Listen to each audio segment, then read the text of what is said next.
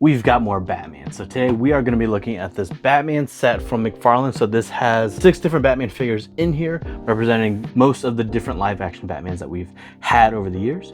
And so we're going to take a look at those as well as how they compare to previous releases. So stick around and we're going to get right into it. And here's our giant box with a bunch of Batman. And just so you can see, this guy is a little over 18 inches tall and just about 12 inches wide and just over 7 inches deep. So if you're planning to keep this as a display piece, then keep that in mind. And if you're really gonna keep that as a display piece, then you gotta open it up. And look at that. That looks awesome. We have Michael Keaton Batman, we have Val Kilmer, we have George Clooney, Christian Bale, Ben Affleck, and of course, Robert Pattinson. Besides that, we also have a bat signal with several different signal plates. We have our standard foot stands, and then we actually have some new cards that go with each of these figures. Now, McFarlane has done other sets kind of like this before in terms of they come in this big box. The ones off the top of my head are Suicide Squad, and I believe he's got another one coming out that's a 3-pack. That is Clayface, Batwoman, and Batman. This is the first one that I've purchased that came in a giant box like this, and so far I like it. Now let's go ahead and get these guys out of their packaging. And just so you guys can see, this is how they look like when you pull them out. They do of course have plastic tabs keeping them all in, but otherwise this plastic is pretty flimsy. So something to keep in mind if you're going to take them out and then put them back inside of the plastic like this, that this isn't especially rigid. Then this side, it does pull all the way out to the point where you just see the regular cardboard inside of there. The plastic tray is taped to this cardboard, and then they are also of course tabbed into there with the plastic wrap. So I'm going to pull all these out and then we're going to take a look at all of them all together. Okay, here we have them all out of packaging, and I want to start with the Robert Pattinson Batman. So I don't have the original release, but if you look at the pictures, they do look very, very similar, with the obvious difference being the cape. This will be a pattern that you see in the video where if you take a look, you can see that the original cape design is basically just gone, obviously, since we're doing with this cloth cape now. And yeah, otherwise it's basically the same exact figure. So I don't think I really need to go over much else other than it's still a pretty solid looking figure, and I think McFarlane did a really good job with the face to look like Robert Pattinson. Here is our Robert Pattinson Batman card. This is all new art, and you can see it is all reflective. McFarlane doesn't have a lot of these cards where they are this kind of reflective appearance, so it is kind of nice.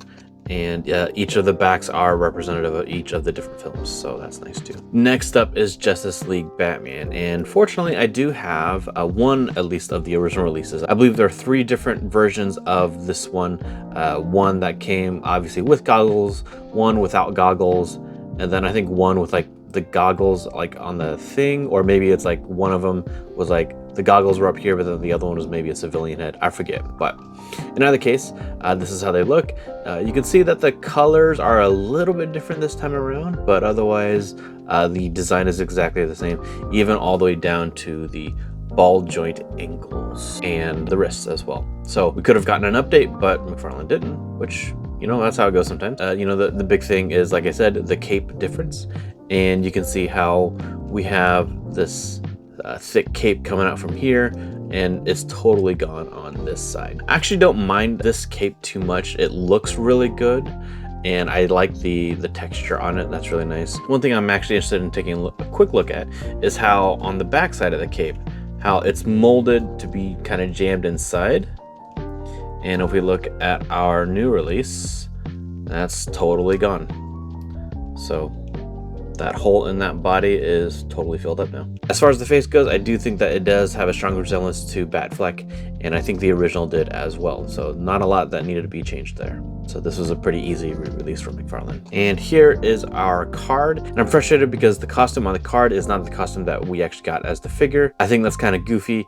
I would like to see this version released by McFarlane just to see how you would do, but there you go. Next up, this is my second 1989 McFarlane Keaton. And if you haven't seen the video that I did of a quick review on him, then check that out over here. Otherwise, this one pretty much looks exactly the same with a few minor paint differences. So you can see that the gold on the belt is just a little bit different. On our 6-pack one, the gold is just a little bit brighter, or maybe a little bit more yellow. I do think that this gold is a little bit more accurate. But to me, more importantly, the yellow on our 6-pack one is yellow and not gold. And that to me means that this one is more accurate. Now, this one still doesn't have the black going around the edge like it should, neither on top nor around the sides. But that's a problem that we also have on this guy over here. What's also really strange, because I thought maybe this is just like how it appears on camera, but it looks like this in real life. You can actually see that like the thighs appear green, as well as a bit on the chest and the abs, and that's super weird. I don't know why that is like that. I think that's probably just painted on, but I cannot for the life of me figure out why McFarlane would choose to do that. Otherwise, it is exactly the same figure. Here's a close-up of the heads, which do appear to be the same exact mold. And of course, here is our card to go with our Keaton Batman. And I think this card art kind of sucks. Like, you can see his neck is really thick on this one. Kind of goofy. Next up is Christian Bale. So we got the first version of this one, I think earlier this year, and I do have a video review on it that I'll link right here. The figure overall looks pretty much exactly the same.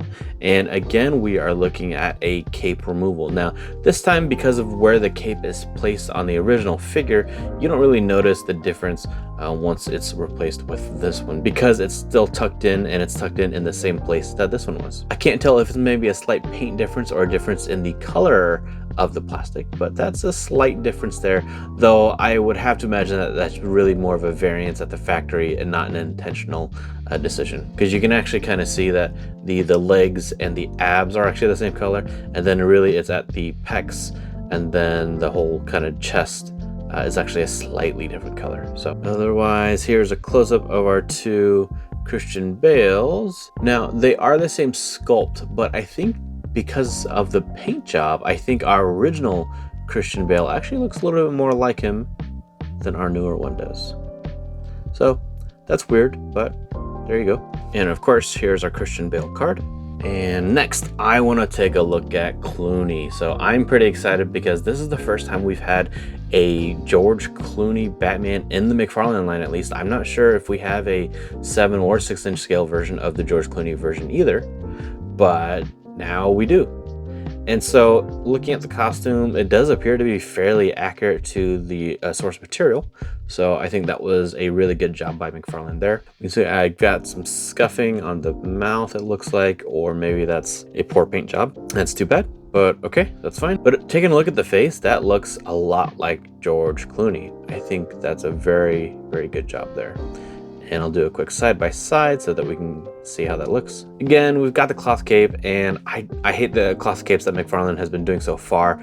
I appreciate the effort, but I think they are terrible looking. And I truly believe that he could do a much, much better job if he wanted to. So hopefully he does. As far as the Clooney figure though, I think this is awesome. This looks really good. Now, it's not impossible to think that we will get another Clooney release, whether it's individual or another one, because this isn't the only costume that he wears in the movie. Here is our George Clooney card. And I'm saving Kilmer for last because he's actually the one I'm most excited about, since this is also the first one that we got of him. And this might be a hot take, but I actually like Val Kilmer as Batman. I loved the movie as a kid, even though I know it is kind of goofy watching it as an adult, but I thought it was definitely an enjoyable movie, and I still enjoy rewatching it today. And if we take a look at the costume, it does look really good. I believe this is the second costume that he wears in the movie, not the first one. So like I said, with the Clooney one, it is very possible that we'll get another Val Kilmer release with his first costume that he wears. And I do remember that this costume was more kind of a dark blue sheen than it was a black, which was the first costume that he has in the film, but this is pretty well executed. I think McFarlane did a good job here with bringing it to life. And taking a look at the face, that has a very strong resemblance to Val Kilmer. I think it's a combination actually of the mouth and the eyes on this one, because you can actually see that his eyes are green, which I do believe is accurate to the actor. Here is our Val Kilmer card. And now for our accessories. Unfortunately, not a single one of these Batman came with an additional hand or battering, but we do have this really nice looking bat signal. This came in 2 pieces, the signal and then the base, and it just clips together. You can see it's just like that, and then you just slide it together, clicks in, and you're done. It does in fact come with batteries. I did have to pull a tab, and it does in fact light up. However, it doesn't actually light up bright enough for it to cast a bat symbol on the wall. This is really more of a display piece to have with Batman standing next to it. The Dark Knight symbol is the one that comes with by default, but we have 3 other versions as well.